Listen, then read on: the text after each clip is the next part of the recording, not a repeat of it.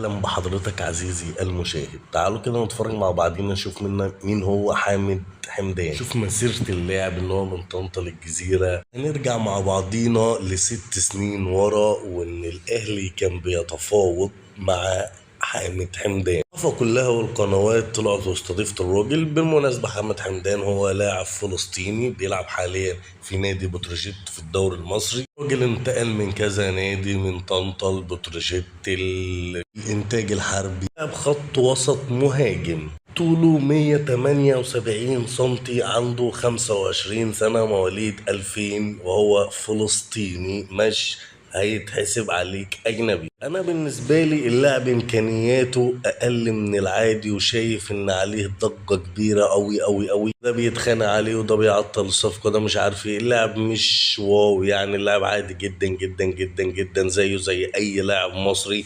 امكانياته محدوده جدا. كويس، الاهلي كان هيتفاوض معاه من 6 سنين وكان هيخلص.